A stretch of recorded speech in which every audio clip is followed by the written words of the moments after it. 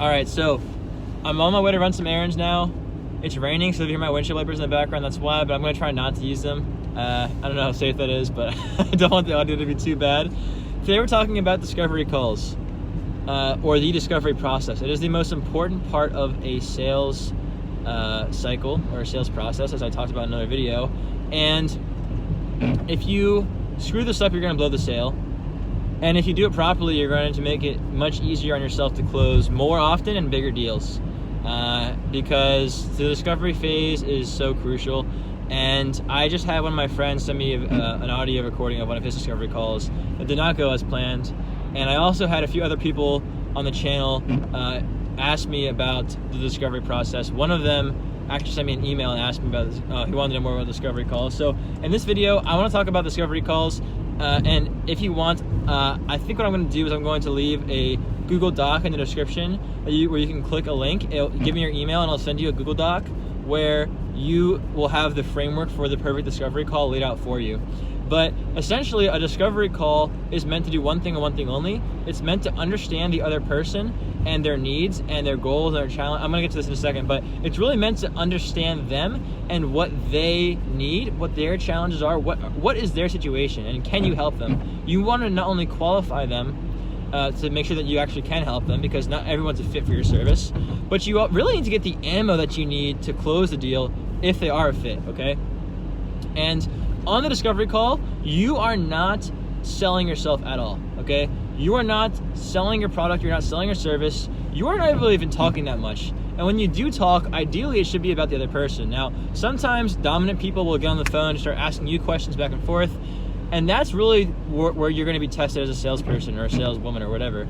But the thing is, when that happens, you still have to hold your frame, and it's going to be a tug of war back and forth with question asking, but you need to extract the information that you need to close the deal, and you can never assume anything in sales, because assuming things kills deals. Does not close deals, it kills deals, and I do that all the time. I assume, unfortunately, a lot, and I need to do a better job of not assuming and clarifying. So, that being said, if you get better at closing, if you get much better at discovery calls, you're going to close more deals, and if you suck at it, you're going to blow a lot of deals. And I have firsthand seen the impact of what happens when you have a good discovery call and how easy the sale is and how much larger the sale is. And I've also seen what happens when you screw up the discovery call and you blow the deal. So from that standpoint, here's how you run a great discovery call. So it all starts out with preparation, okay? You have to be prepared for your call, for any meeting. You always need to be prepared, and you always need to have the next step in mind, the end goal of the call. Just like with SEO or a website or whatever, you have a landing page where or a call to action on a landing page that has one specific goal, whether it's to collect their email or their phone number or whatever, contact form. You need to have a call to action at the end of your sales call. You need to be prepared, and you need to map out the entire thing. Like, once the sales call ends, what's going to happen next? What is the goal of this call? What is the goal of the call for both people? But aside from having the entire call and the process mapped out, you need to be prepared in that you need to know everything about this person. You need to stalk them so hard, like you're stalking an ex-girlfriend or something on Instagram, okay?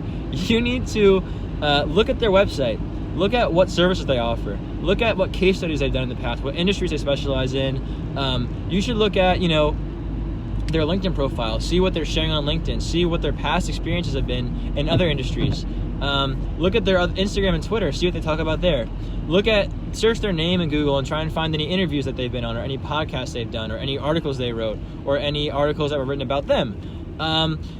Look at the past companies where they worked. You should just know everything about them, especially what you mentioned in your first line. If you say in a first line, hey, I listened to your interview on the XYZ podcast and loved your point about XYZ, da-da-da, and then you get on the call and you actually didn't listen to the podcast, you're going to look like a complete moron. So definitely, at the very least, research whatever it was in more detail that you mentioned in your first line. But really, you should be researching more. And I'm going to tell you a story as to why this is important. First of all, I can tell you two stories. So first, people have, especially in the professional world, don't like it when you're unprepared for a call, because people get bombarded all the time by cold emails.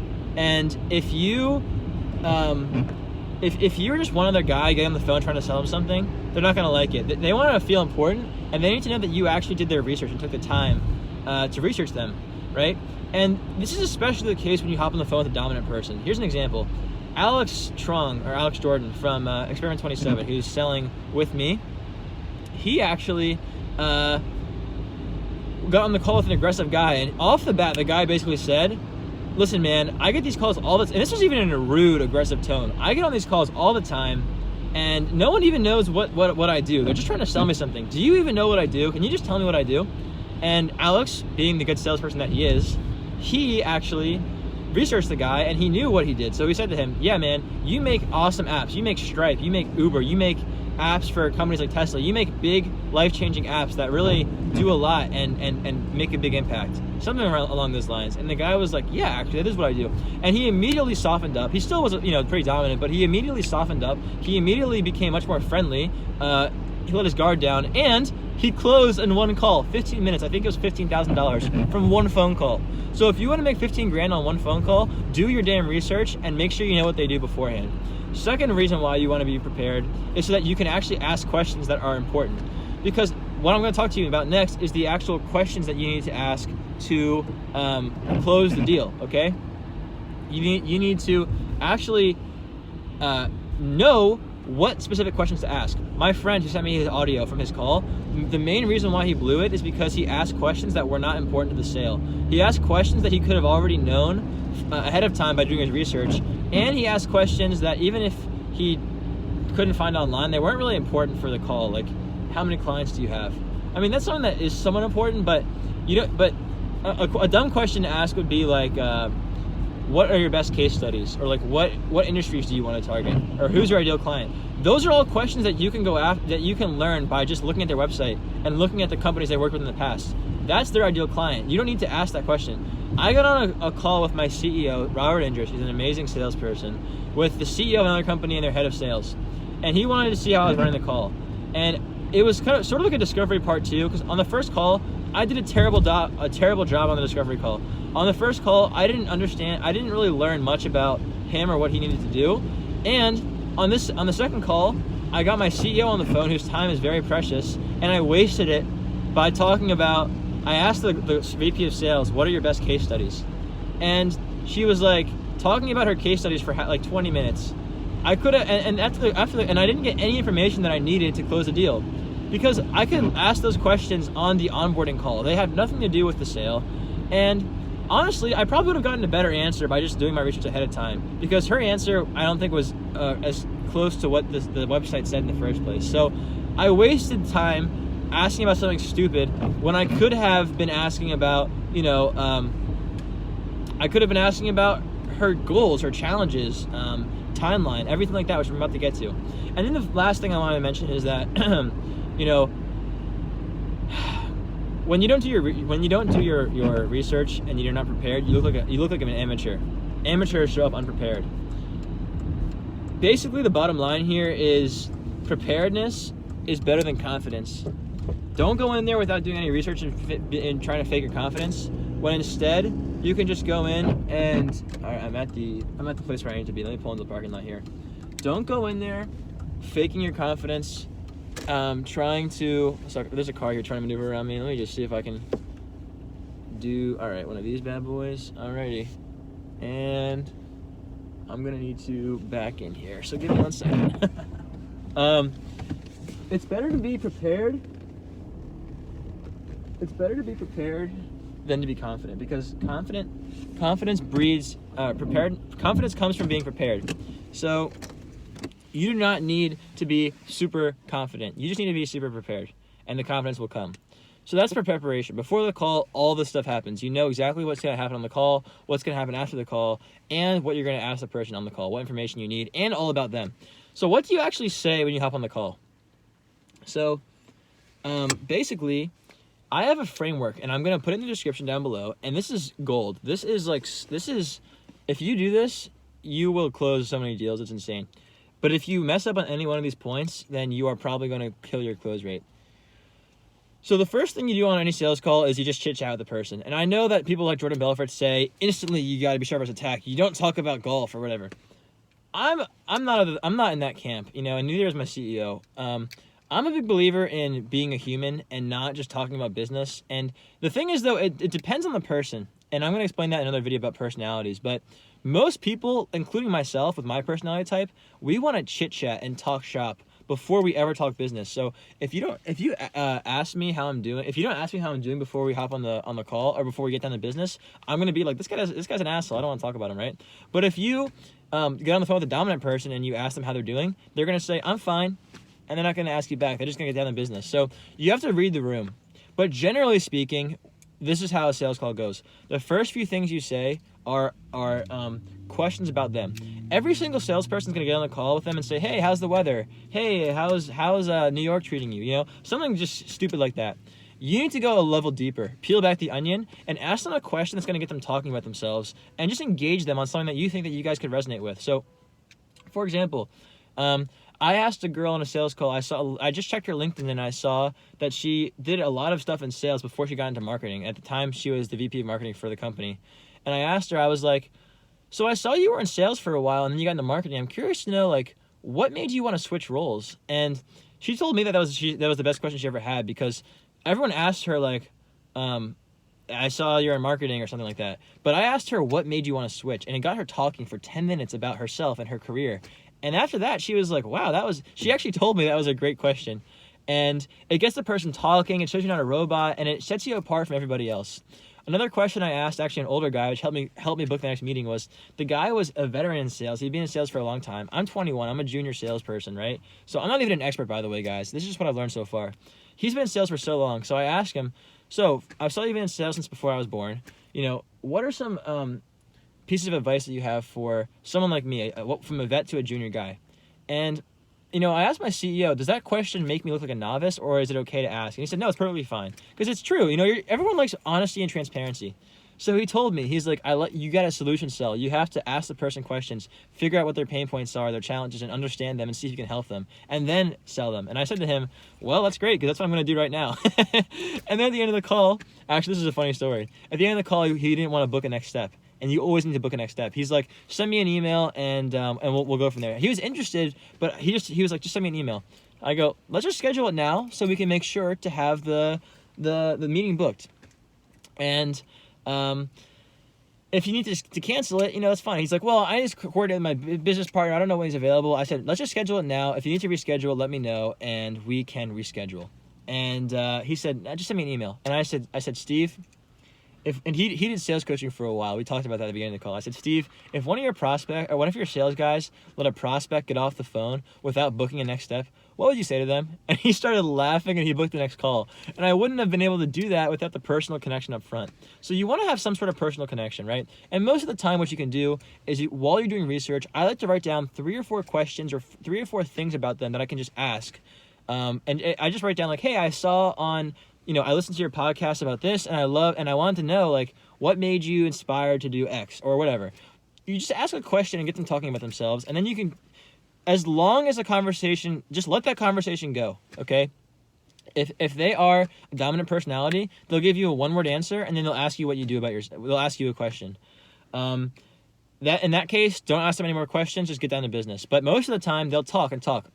I like to let the conversation just go naturally for as long as possible, even if it takes the entire sales call. Like, I've had calls with people where we didn't talk business for the entire first call. It was half an hour of chit chat. This is a stone cold prospect I never met before. We were just talking about video games, and we had similar political beliefs. He brought up politics. And by the way, that's a whole other thing. One thing you can do to connect with somebody, instead of saying like, instead of saying to them like, hey, Trump's an asshole, right? You could say, crazy election we're having, right? And just see which way they go with it. And then you can kind of like tap into whatever their political beliefs are and just go with it, even if you don't agree. But, you need to let the conversation go as long as possible. And by the end of the call, by the end of the conversation, you're going to have, so much rapport built. And they're going to like you so much that liking you is half the battle. They're going to trust you more. They're going to like you more. I've had calls where I talked with them, just talk, chit-chat the entire time. By the end of the call, the guy goes, what do you do again? I give him a 30-second, like, what I do. He's like, yeah, I think we can work together. Let's schedule another call. And already, I had a call where I had a cigar with the guy on the phone. He started smoking a cigar, and I just pulled out a cigar with him. We had a cigar together. And then the deal isn't closed yet, but in a week or two, we have another call, and I'm very confident that he's going to buy because he's a really cool dude and it's a great fit. So once you have that out of the way, once you have the rapport building done, the next part of the process is setting the agenda. So what do I mean by setting the agenda? You want to tell them up front what the call is going to entail. So you want to take control of the call. You want to control the call, and you want to let them know what's going to happen so that they can give you verbal agreement of what's going to happen. So you say, I typically say, so Mr. Prospect, the purpose for my call today is, number one, to tell you more about what I do, how we can help you, and how we help our clients. I want to learn more about what you do, what your current context and goals are for the next year. And then number three, at the end of the call, if we find that there's a fit to work together, then we could probably talk about next steps and schedule another call to talk about that. Does that work for you? Yes. They say yes. Is there anything else you want to talk about today? Whatever. And then say we scheduled, X amount of time for the call today. Does that work for you? Yes. Okay. Set the agenda. Next, you tell them 30 seconds to a minute what you do. So I'll typically tell the story of how I joined X27, how we help companies, and I'll usually talk about the case study of Dom and Tom, which is what I mentioned in my emails. So from that standpoint, I'll have to make another video about case studies and elevator pitches, but I'll give them our elevator pitch, and then I'll go, and because we like to be a partner and because we like to understand where our clients are coming from and trying to help them get there, I'd love to know more about you, your current context, and where you want to go in the next year or so to see if there's any way I could help you with that. And in a perfect world, they'll start talking about the current context of their company, like how big they are, that kind of thing, and then their goals. So they'll start talking about like their goals, what they want in the next year, what their main priorities are. And if you're selling marketing, you got to figure out what their goals are from like a dollars perspective. So how many new clients do you want? How much more revenue do you want? How much is one client worth to you? And how many leads would you need to get to that client, to get to that amount of clients? And then once you have all that information, you can then ask about their pain points and their anxiety without being obvious. So one way that you do not ask this, do not say, what are your pain points or what are your biggest challenges right now? Like that is the most obvious salesy question. It's so novice. Just don't say something like that. Instead, you want to loop in you want to make this so conversational that they don't even know what hit them. Like the way that you do that, the way you uncover pain points without being obvious is by asking in the context of what the goals I already told you are. So if they say, I want to add 12 new clients next year and I would need 200 leads to get there. And right now I'm only getting 80 leads a year. And so 12 new clients next year would be $1.2 million for me. So basically I want to make $1.2 million next year with one client a month, and I need to get an extra 100 leads to get there. That's my goal. So, okay, that's awesome. Do you have a plan already in place for this, to happen? And do you see any ways the plan could go wrong? Or you could say like, do you see any, challenges or maybe you could say, what's stopping you from going from the status quo to where you want to go? So if they tell you they have 20 clients and they want 25 or 30, you can say, what's stopping you right now from going from 20 clients to 25 clients? Or what is the biggest challenge that you think you'll face on the journey from $400,000 in revenue to $1 million in revenue? The point is, you're putting it in the context of their current stated goals, and you're basically saying, what is stopping you from getting from the status quo to the promised land? And every sale is getting someone from where they are now to where they want to go and positioning yourself and your solution as the bridge to get them there. As long as you actually can help them. You don't want to lie to people, but this is how you uncover what's stopping them in a casual manner. So then they're going to tell you what is stopping them. They're going to tell you what is in their way. And after they tell you that, the next thing you're going to do is figure out how important it is to them. How important this is to them. So you want to ask anxiety questions. So you can ask like, how important is this to you? Like, is it a must-have? Like, if you don't get this done by in a certain amount of time, is it going to break your business, or is it just a nice to have? What would happen if you don't? So then they're going to start telling you like, no, if I don't do this, my business is going to go under. Like, I need to do this right now. Or they might say, you know what, business is great. It's not really a huge deal, but I would love to hit my goal, which is important to me.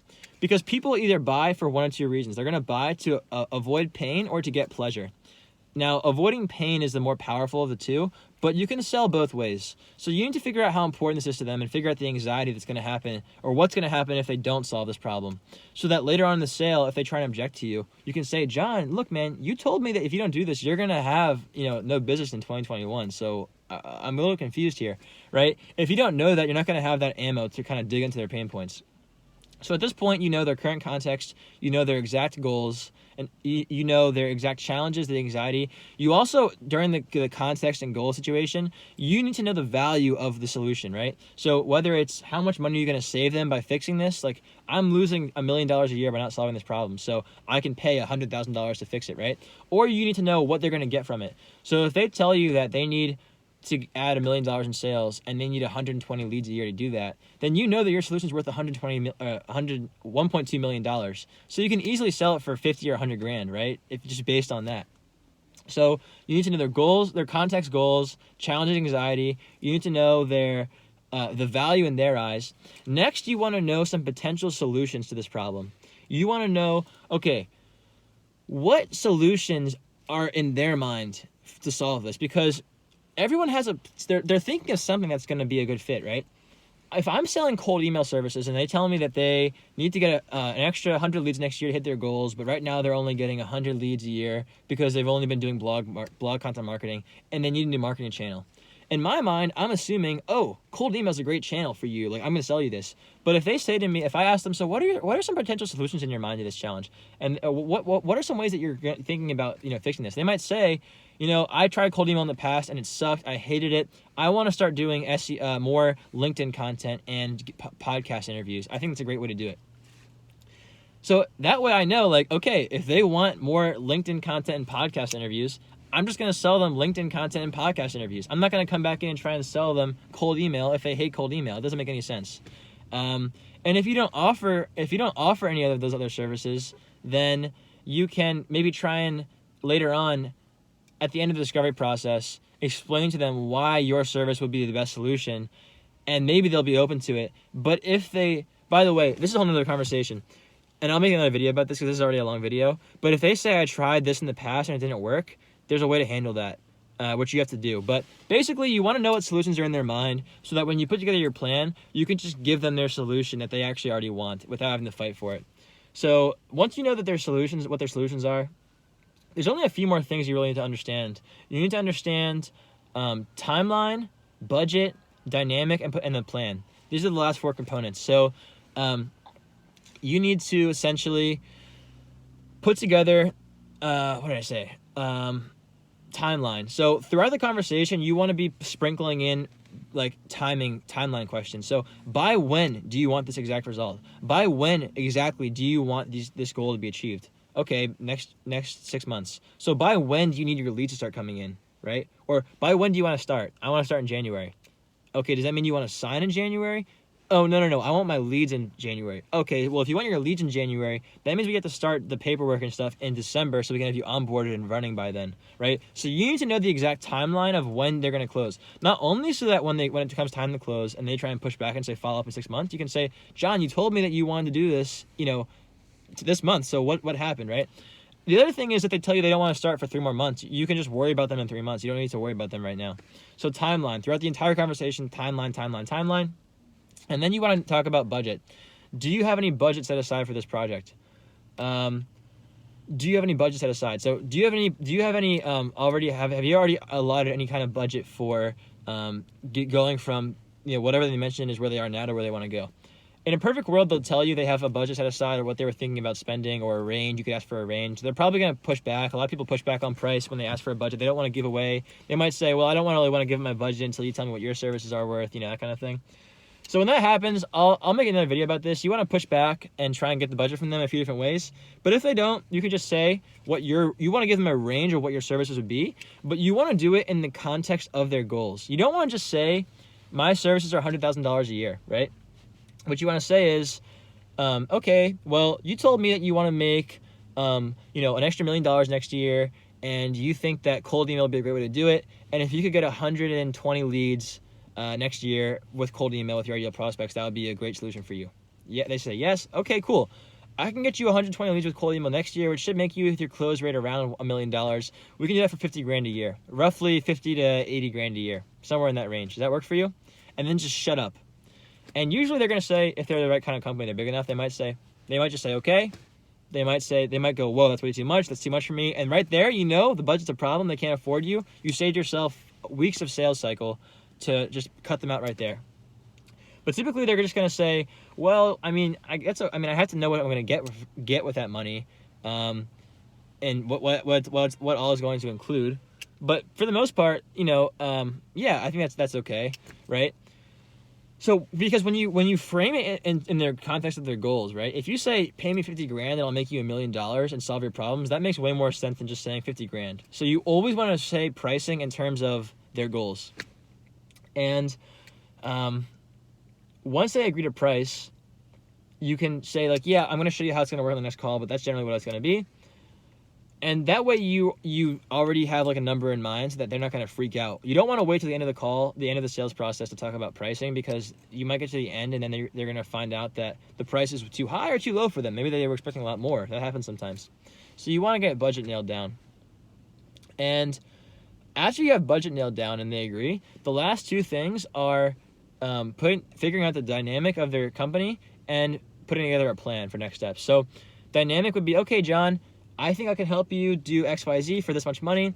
What we need to do is put together a plan for next steps. So what I think would be good is I'm going to put together a presentation that's going to show you what you're going to get from us, how it works, and other companies like yours that we've helped in the past do the same thing. And then basically you want to say, is there anything else that you would want to see on that call? And this is going to get them to talk about what else they need to be sold to. You're essentially asking them, like, how do you want me to sell you on this, right? What they might say, I want some references, or I want to know how this works or that. So you can show up to the call exactly what they want. So when you ask them that, just say, like, what do you want? They'll tell you, and then go, okay, what else do you need? What else do you need? And keep going and going and going. And they're going to tell you everything that's going to happen from now until the close. So you know everything that's going to happen. So you can say, okay, we're going to have a presentation call. We're going to go through all this stuff. After that, what next? Contract call. Okay, we'll have a contract call. When would that be? Da-da-da. Okay, and you literally map out the entire sale right there. And the last thing is figuring out the team dynamic. Who else is involved in the decision? Are they the director of marketing and they have to get approval from the CEO? Are they the CEO and they have a wife to talk to? Who else is going to be involved? Who are all the key stakeholders? If you're selling the Golden Geese companies between $5 and $150 million in revenue, you don't really have to worry about too many decision makers, because these companies have a few decision makers tops. An enterprise company, however, is going to have, 10 people that you have to involve in the sale, and it takes a long time. That's why we avoid enterprise typically, because the Golden Geese will pay you like an enterprise company, but they'll close like a mom and pop shop, which is fast and easy. But even a mom and pop shop might have a wife to talk to or whatever. So you want to know everyone who's involved in the conversation and loop them into the conversation as soon as possible. So once you have all this stuff done, all you have to do is schedule your next appointment, schedule a time, and get through all this information. And then just go through the process. So again, it's set research, set the agenda, goals and context, challenges and anxiety, solutions in their mind, timeline, budget, dynamic, plan, and I'm pretty sure I mentioned everything. If I didn't, oh well, but you can go back and look. And I'm going to have this all in the description below. Now, in a perfect world, to wrap up this video, they're not going to ask you any questions on the call, but they probably will ask you questions. And so I'll make another video on how to handle their questions and how to control the conversation throughout the call. But this is all the information you need. Now, gathering this information on a call when a prospect is pushing back on you, not answering your questions very well, whatever, is a different conversation. But this is the actual framework for a good call, and if you need all this information before you can present. Let's say you get through a discovery call where you just talk chit-chat the entire time. You say, John, look, and you don't have any information. John, I love this conversation. It was great. I think we resonate on a lot of things. I'd love to see if we can discuss more about business next time and see if we can work together. What time works for you to do a call to learn more about your business?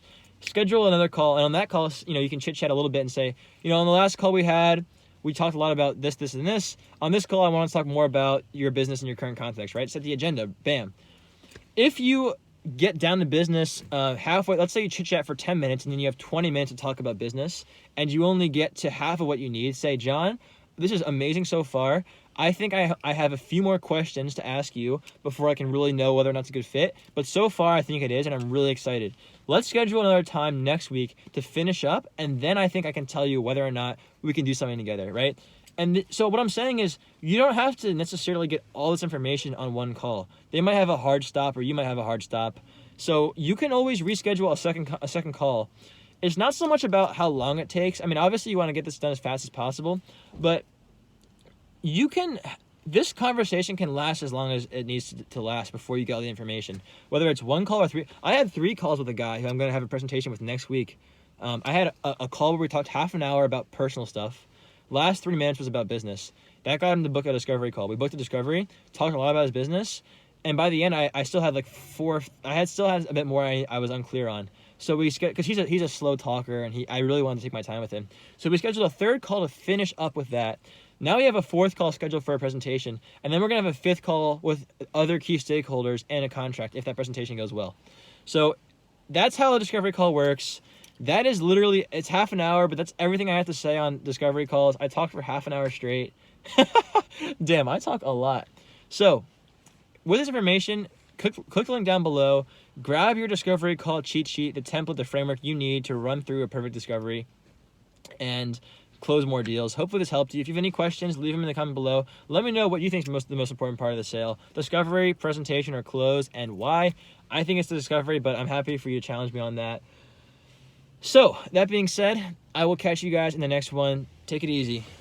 Peace.